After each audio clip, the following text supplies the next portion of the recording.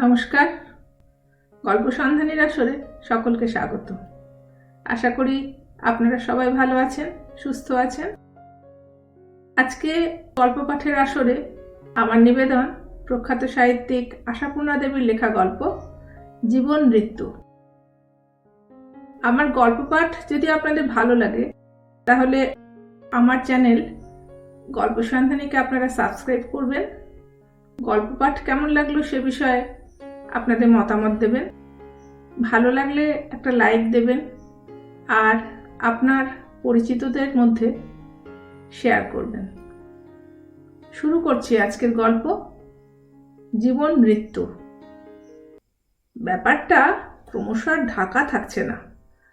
যদিও ঢাকা দেবার চেষ্টা ওরা করেছে, অনেক করছেও এখনো, কিন্তু চেষ্টাটা ব্যর্থ হচ্ছে। কবিত্ব করে বলতে গেলে হয়তো বলা যায় বিকশিত পুষ্প থাকে পল্লবে বিলীন, গন্ধ তার লুকাবে কোথায়। তবে ব্যাপারটা তো সূক্ষ্ম সুন্দর এক টুকরো জ্যোৎস্নার মতো কবিত্বের পর্যায়ে পড়ে না। বরং হিমাদ্রির তুলনাটা, যা নাকি গতকালই স্বাতীকে বলেছি হিমাদ্রি, সেটা শুনতে খারাপ হলেও উচিত মতো হয়েছে। অবশ্য স্বাতী তাতে বিচলিত হয়নি, কারণ ক্রমশই আর যেন তেমন ভীরু ভীরু অপরাধী থাকছে না স্বাতী। হিমাদ্রির সন্তোষ সাধনের জন্য সেই তৎপরতা, হিমাদ্রির মনোরঞ্জনের জন্য সেই উৎকণ্ঠা, আর হিমাদ্রির সামনে একেবারে সহজ থাকার অভিনয়টা উত্তরোত্তর কমছে। কাজেই হিমাদ্রি যখন গত রাত্রে ঘৃণায় মুখ বাঁকিয়ে বলেছিল, পচা নর্দমা যতই তুমি ঢেকে রাখো তার গন্ধই তাকে ধরিয়ে দেবে, বুঝলে, তখন স্বাতীও সমান মুখ বাঁকিয়ে বলেছিল, বুঝেছি বই কি, তুমিই বোঝাচ্ছ। এ ইঙ্গিত না বুঝতে পারার কথা নয়। হিমাদ্রি বুঝে ফেলে ক্রুদ্ধ গলায় বলেছিল, ওসব অভিনয় ঢের দেখা হয়ে গেছে, আর থাক। শাস্ত্রকাররা যে বলে গেছে। কথাটা হিমাদ্রি শেষ করতে পারেনি, স্বাতী শেষ করতে দেয়নি। অপরাধিনীর ভূমিকা অভিনয় না করে ফণাধরা নাগিনীর মতো বলে উঠেছিল, থাক, আর শাস্ত্র কথা শুনতে চায় না। এখন নিজে মনে হিসেব কষোগে, নোংরা আর নিজকে। আশ্চর্য, এইভাবে চোখ রাঙিয়েছিল স্বাতী। আরো বলেছিল, যাদের নিজেদের মন অপবিত্র তারাই অন্যকে অপবিত্র ভাবে। অথচ এই সমস্তই স্বাতীর দুঃসাহসিক স্পর্ধার কথা। হিমাদ্রির বন্ধু বৃজমোহন যে তাকে ক্রমশই গ্রাস করছে এবং স্বাতী নিজে গ্রাসিত হচ্ছে, সে কথাটা স্বাতীর চাইতে বেশি ভালো আর কে জানে। অথবা সেই গ্রাসের খেলাটা উল্টো দিকেও হতে পারে। হয়তো বেপরোয়া খরুচে আর বেদম স্ফূর্তিবাজ ওই ছেলেটাকে স্বাতী তিলে তিলে গ্রাস করে ফেলেছে। মোট কথা, ওদের দুজনের মধ্যেকার সম্বন্ধটা যে আর নির্মল শুভ্র নেই, সেটা টের পেয়ে গেছে হিমাদ্রি। টের পেয়ে গেছে, অথচ প্রতিকার করতে পারছে না। এর চাইতে মর্মান্তিক যন্ত্রণার আর কি আছে? সেই যন্ত্রণায় ছটফটাচ্ছে হিমাদ্রি।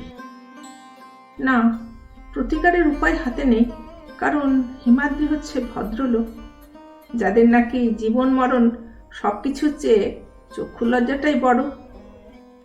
তাছাড়া এ হচ্ছে হিমাদ্রির সখাত সলিল। আধুনিক হবার চেষ্টায় নির্বোধ পুরুষেরা যে খাল কেটে থাকে, হিমাদ্রির নির্বোধ, তাতে আর সন্দেহ কি? নির্বোধ না হলে কেউ রূপবান, গুণবান, অর্থবান এবং হৃদয়বান বন্ধুকে ধরে এনে অন্তঃপুরের দরজা খুলে দেয়? হিমাদ্রি তাই দিয়েছিল, কারণ হিমাদ্রি আধুনিক হবার প্রয়াসী হয়েছিল। স্বাতীর বাপের বাড়িটা ভারী সেকেলে। এখনো ওদের বাড়িতে মেয়ে পুরুষের মেলামেশাটা দুঃস্ব। এখনো ওরা ঘি আর আগুনের প্রবচনে বিশ্বাসী। বিয়ের পর হিমাদ্রি তার স্ত্রী পিঠোপিঠি বোন যুথির সঙ্গে একটু শালী জনোচিত ব্যবহার করে ফেলেছিল বলে কর্তৃপক্ষ নাকি অসন্তুষ্ট হয়েছিলেন। স্বাতীর মুখেই শুনেছিল হিমাদ্রি। স্বাতী সাবধান করে দিয়েছিল, বলেছিল, দরকার কি, ওরা যখন পছন্দ করেন না। হিমাদ্রি অবশ্যই লজ্জিত হয়েছিল, অন্তত তার প্রতিক্রিয়ায় বিরক্ত। তাই হিমাদ্রি বলেছিল, ওদের চোখে এখনো ঊনবিংশ শতাব্দীর চশমা। ঈশ্বর জানেন তুমিও তোমার বাপের বাড়ির চশমাটি খাপের মধ্যে ভরে এনেছো কিনা। তা হয়তো সেটা এনেছিল স্বাতী, হয়তো ওর মা ঠাকুরমার সংস্কার ওর মনের মধ্যে ছিল কোথাও। কিন্তু স্বাতীও আধুনিক হবার ফোন করলো। স্বাতী হেসে উঠে বলল, আহা। তারপর ওকে নিজের কাছে আনার পর হিমাদ্রি ব্রিজমোহনকে ধরে আনলো। বলল, নাম শুনে ভয় পেও না, ও তোমাকে বাংলা শেখাতে পারে। স্বাতী আর একবার বলল, আহা। আর বোধ করি সে প্রথম দিনই মনে মনেও বলল, আহা কি হেরিলাম কদম্বের মূলে। হিমাদ্রি স্ত্রীর এই মুগ্ধ ভাব দেখে পুলকিত হলো। ভাবল, দেখো এই একখানা বন্ধুরত্ন আমার। আধুনিক হওয়া ছাড়াও এই ইচ্ছেটা বাড়তি ছিল। ইচ্ছে ছিল তার স্ত্রী দেখুক স্বামীটা তার নেহাত ফেলনা নয়। ওই রূপবান, গুণবান আর অগাধ অর্থে অর্থবান লোকটা হিমাদ্রিকে হৃদয়দান করে বসে আছে। তা বাস্তবিকই হিমাদ্রির ওপর 16 আনা প্রাণ ছিল ব্রিজমোহনের। আর ভালোবাসার আবেগটা ছিল তার বাঙালি বন্ধুদের থেকে 10 গুণ বেশি। হিমাদ্রি যেন ব্রিজমোহনের জীবনের নায়ক।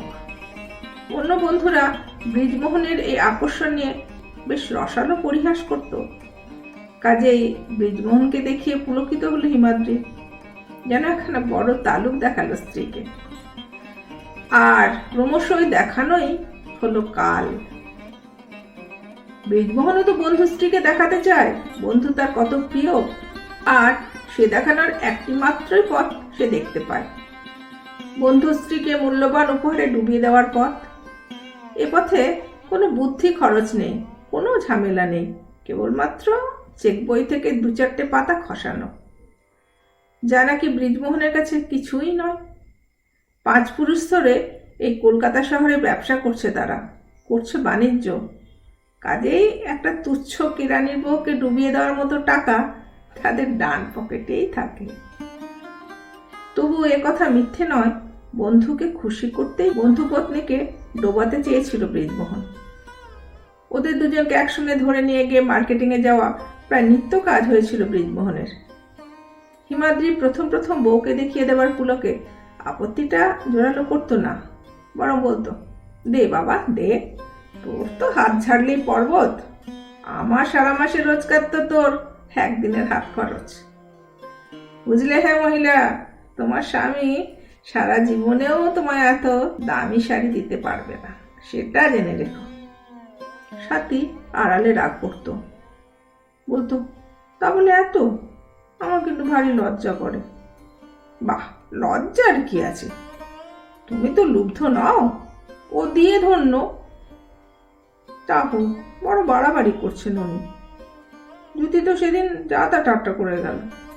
হিমাদ্রি বলেছিল, যা তা মানে? মানে আর কি, ফাজিল নম্বর 1 তো। বলে, শাড়ি গহনা তবু বুঝি পয়সা আছে দিচ্ছে, তাই বলে ডান্ডপিলোর গদি, ভেলভেটের বেড কভার, এ বাপু সন্দেহজনক। হিমাদ্রি বলেছিল, তোমাদের বাড়ির ওই সেকেলে আবহাওয়ায় এই সন্দেহের জনক। ব্রিজের মতো ছেলে 1001টা মেলে না। ঐশ্বর্য শুধু ওর ঘরেই নয়, মনেও আছে। যাদের প্রাচুর্য দেখা অভ্যাস নেই তারাই তার মধ্যে দোষ দেয়। যেন হিমাদ্রিরই এমন প্রাচুর্য দেখা অভ্যাস। যেন হিমাদ্রি মনে মনে অস্বস্তি বোধ করছে না, তবু ওই রকমই বলতো, দেখতেই লোকটা মন বড় সড়ো, স্বভাবের স্রেফ একটা বালক, বুঝলে? জিনিসপত্র দেখলেই ওর কিনতে ইচ্ছা করে, অথচ নিজেদের বাড়িতে এত আছে যে কিনে নিয়ে যাবার কোনো মানেই হয় না। কিন্তু ওর বউকে তো বলেছিল স্বাতী, হয়তো বলতে চেয়েছিল, দেখি না কেন একদিনও। হিমাদ্রি হেসে উঠেছিল, বউ কোথায়? বউটাও নেই। বউ ওঠার আগেই নাকি একটা বিয়ে হয়েছিল, সে বউ সে পিতৃগৃহে থাকতে থাকতেই খতম। এখন ওর কোষ্ঠিকার বলেছে 32 বছর বয়সের আগে নাকি ওর বউ টিকবে না, অতএব নিরঙ্কুশ ঘুরে বেড়াচ্ছে। বলেছে কোষ্ঠিকার। সাথে অবিশ্বাসে হাসি এসেছিল। হ্যাঁ, এসব নির্ঘাতর বানানো কথা, ওইটি পাবে না। মিছে কথা কইবা ছেলে ও নয়। সাথী অতঃপর প্রশ্ন করেছিল, তা 32 বছর হতে আর কতদিন আছে ওর? আমার থেকে তো 1 বছরের জুনিয়র, কাজেই আরো 5টি বছর। সাথী আর কথা বলেনি।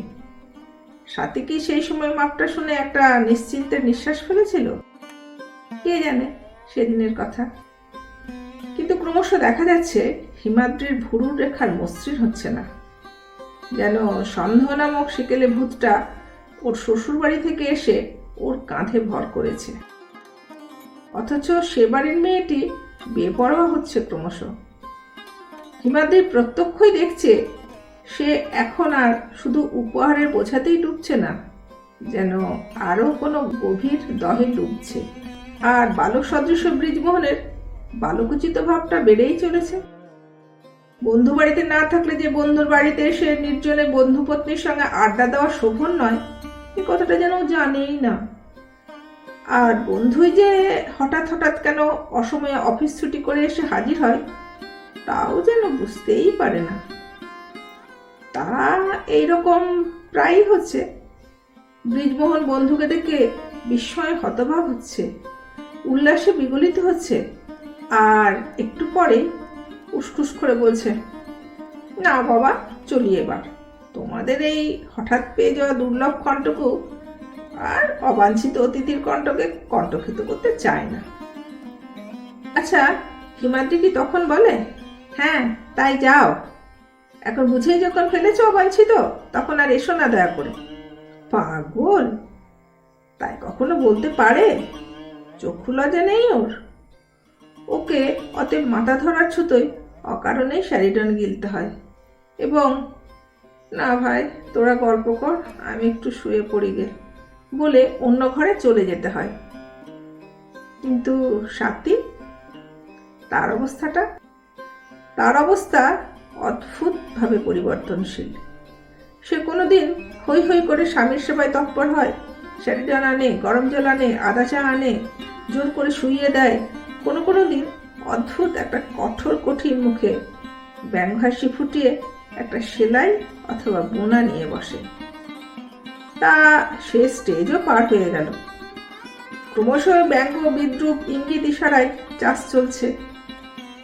একাদিন কথাও বলে বসেছে হিমাদ্রি, পৃথিবীতে কত রকমেরই বেহায়া আছে। বলে বসেছে, আমি তোমাদের বড় বেশি অসুবিধা ঘটাচ্ছি মনে হচ্ছে, ভাবছি চেষ্টা করে একটা ট্রান্সফার নিয়ে নিই। আর মাঝে মাঝেই তিক্ত কটূক্তি বর্ষিত হচ্ছে সাথীর ওপর, যেমন গত রাত্রে। সাথী বলেছিল, কষ্ট করে বলে দিলেই তো পারো তোমার বেহায়া বন্ধুকে, খবরদার আর এসো না আমার বাড়ি। তাতে আমারও হাত জোড়োই। ওই এক বেহায়া বেহাওয়াত লোকের জ্বালায় আর ভাজা ভাজা হয়ে গেলাম। বটে নাকি? কুটিল হাসি হেসেছিল হিমাদ্রি। সাথী তীব্র গলায় বলেছিল, নিশ্চয়। বড়লোক বন্ধুকে স্ত্রীর ওপর লেলিয়ে দিয়ে তুমি তো তোমার বাড়ি ভরাচ্ছ, আমি এদিকে সর্বশান্ত হতে বসেছি। এই সুরটা নতুন, এ যেন চুরিও করছে, চোখও রাঙাচ্ছে।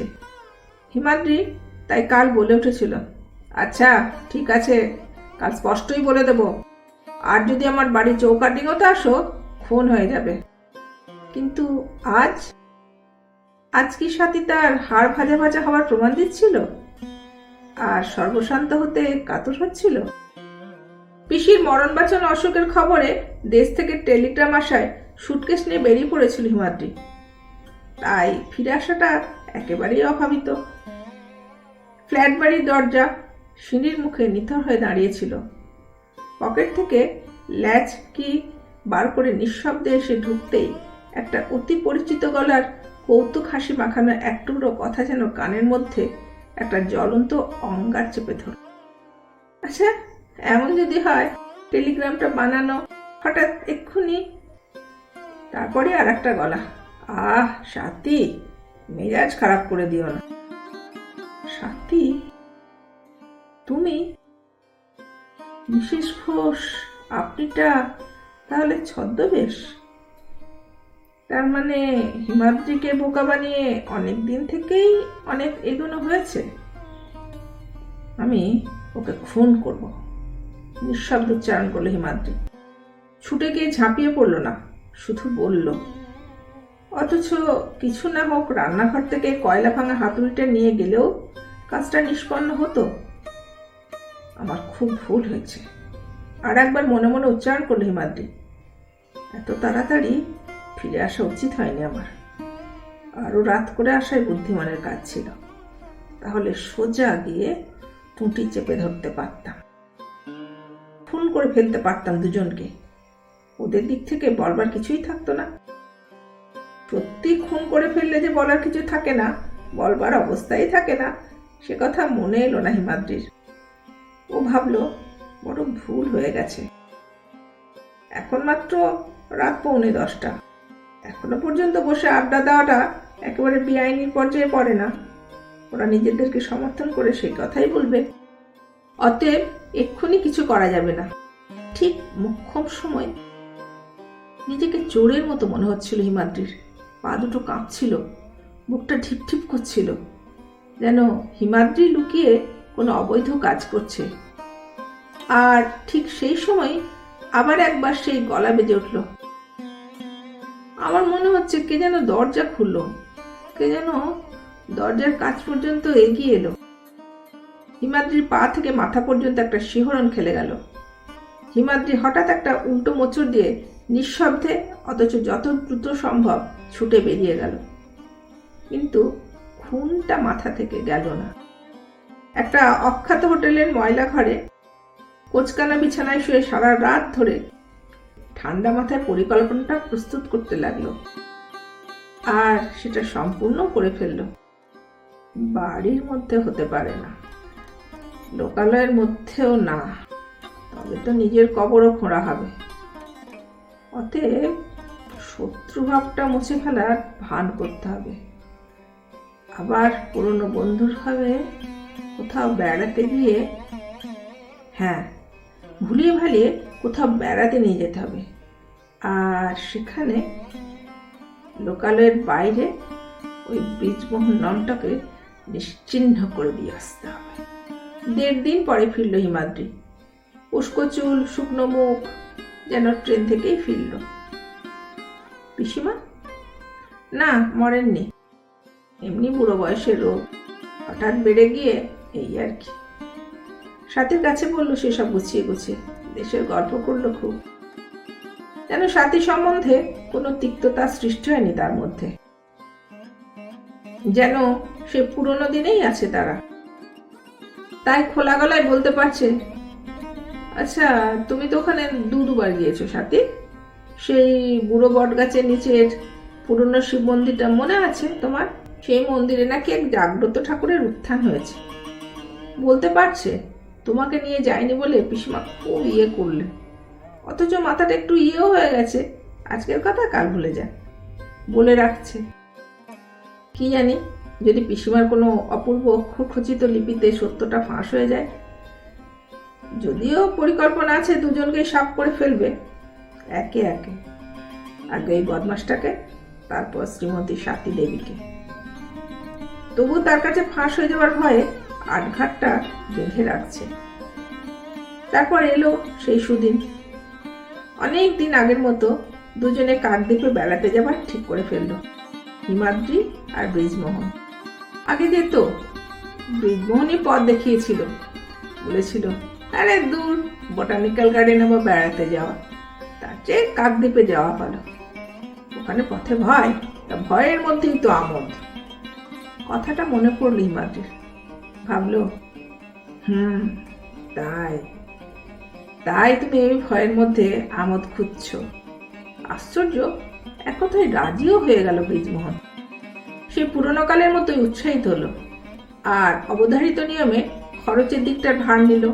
ক্যামেরা নিল, বই নিল, দুজনের জন্য 12 জনের মতো খাবার নিল। হ্যাঁ, দুজনই, সাথী যাবে না। স্বাতী বলেছে তার ভালো লাগছে না, সে বরং দুদিন বাপের বাড়ি বেরিয়ে আসবে। স্বাতী কি তাহলে কিছু সন্দেহ করেছে?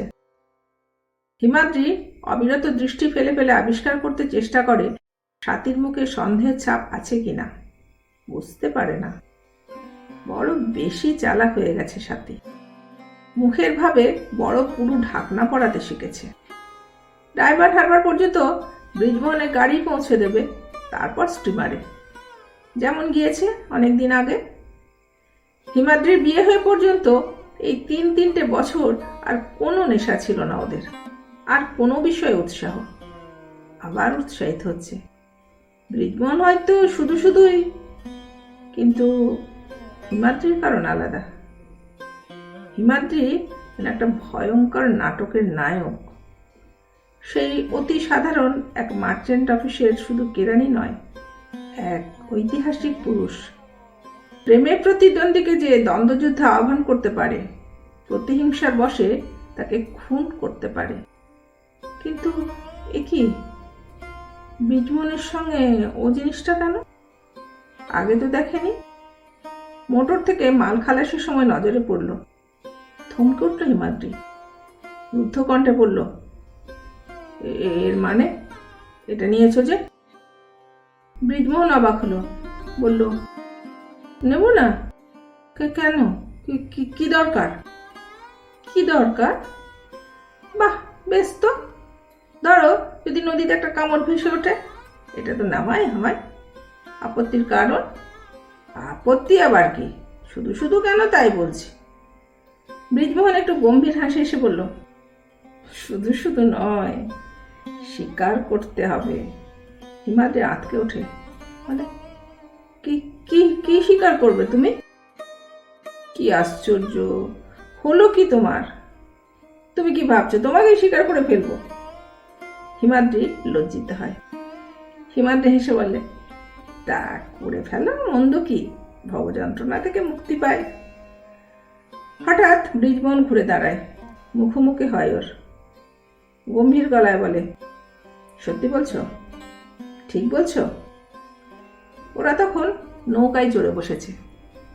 দুপাশে ঘন সবুজের আড়ম্বর ভেদ করে নৌকো এগিয়ে চলেছে। এই পরিবেশে ব্রিজমোহনের গলাটা যেন বুক কাঁপিয়ে দিল। গলা শুকিয়ে গেল হিমাদ্রির, কথা বলতে পারল না। ব্রিজমোহনের গলায় আবার কথা বলল, কি কথা বলছো না যে? জানো, তোমার সঙ্গে এখানে আসার ইচ্ছাটা আমার ওই কারণেই। তার মানে? মানে অতি প্রাঞ্জল। তোমার যন্ত্রণা ঘুচিয়ে দিয়ে আমার যন্ত্রণা লাঘব করতে চায়। ব্রিজ! হিমাদ্রি চিৎকার করে ওঠে, বন্দুক এনেছে তাহলে সত্যি ওই মতলবে? আরে তুমি যে দেখছি সত্যিই ভয় পাচ্ছ। ব্রিজমোহন হা হা করে হেসে ওঠে, হলো কি তোমার? তামাশা বুঝতে পারলে না? হিমাদ্রি লজ্জিত হয়।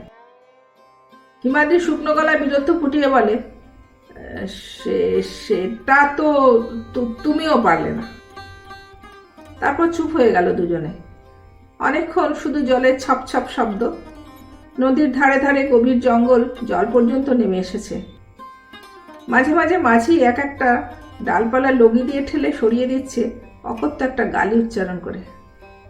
হঠাৎ একসময় কথা কয়ে উঠল হিমাদ্রি, বলে উঠল, ব্রিজমোহন, তুমি তামাশা করছিলে কিনা তুমিই জানো। আমি কিন্তু তামাশা করছি না। আমি কেন তোমায় এখানে এনেছি জানো? ব্রিজমোহন ফ্লাস্ক থেকে চা ঢালতে ঢালতে বলে, জানি, কোনো সুযোগে খুন করে ফেলতে। ব্রিজ! হিমাদ্রির হাতটা চেপে ধরে। আহা হা হা হা, এত বিচলিত আবার কি আছে? ব্রিজমোহন অবহেলায় বলে, আমিও তো ওই উদ্দেশ্যে। তার মানে? হাতটা ছেড়ে দেয় হিমাদ্রি। ব্রিজমোহন বলে, মানে তো সোজা। এক মেয়ে দুই পুরুষের নাটকে একজনকে বিদায় নিতেই হয়। হিমাদ্রির বুক হিম হয়ে যায়। হিমাদ্রি ভাঙা ভাঙা ধরা ধরা গলায় বলে, তাহলে সে বিদায় নেওয়াটা আমাকে দিয়েই হোক। তোমার হাতে যখন বন্দুক। আমার হাতে বন্দুক? ব্রিজমোহন হঠাৎ জোরে হেসে ওঠে, তারপর আরো অস্বাভাবিক হেসে ওঠে, বলে, আমার হাতের বন্দুক দেখে ভয় পাচ্ছিস তুই? আচ্ছা, তাহলে তেমনি জোরেই হঠাৎ বন্দুকটা জলের মধ্যে ফেলে দিয়ে বলে, বেশ, এবার তো তাহলে দুজনে নিরস্ত্র, এবার তাহলে হাতাহাতি। বলে একটা হাত চেপে ধরে ওর। ব্রিজ, গাঢ় গলায় বলল হিমাদ্রি। আমি এখানে। মাছিটা চমকে উঠে বলেছিল, বাবুদের কি যেন পড়ে গেল মনে হলো। ব্রিজমোহন বলল, কিছু না। তারপর আস্তে আস্তে বলল, আমি তোকে ঠকিয়েছি হিমাদ্রি, আমি সত্যিই তোকে খুন করবো বলে ওটাকে এনেছিলাম। আশ্চর্য! ভাঙা ভাঙা উদাস গলায় বলে উঠল হিমাদ্রি, আমরা দুজন এখানে এসেছিলাম পরস্পরকে খুন করবার উদ্দেশ্য নিয়ে, তোকে ভুলিয়ে। জানি। ব্রিজমোহন সেই ধরা হাতটায় আরেকটু চাপ দিল। হিমাদ্রি একটা নিঃশ্বাস ফেলল, আর তার একটু পরে হঠাৎ দুজনেই একসঙ্গে বলল, কিন্তু কেন বলতো? ওই একটা লোভী আর স্বার্থপর মেয়ের জন্য? তারপর দুজনে জোরে জোরে হাসতে লাগলো। আমরা কি বোকা! হ্যাঁ, আমরা কি বোকা! আমি তোকে, তুই আমাকে। নৌকো এগোচ্ছে আরো গভীর বনের মধ্যে দিয়ে। ক্রমশই শব্দ কমে যাচ্ছে। গাছপালার সরসরানি আর নেই, শুধু জলের ছলাৎছলা শব্দটা যেন অনন্তকালের আশ্বাস নিয়ে বয়ে চলেছে। নমস্কার, আজকের মতো এখানেই শেষ।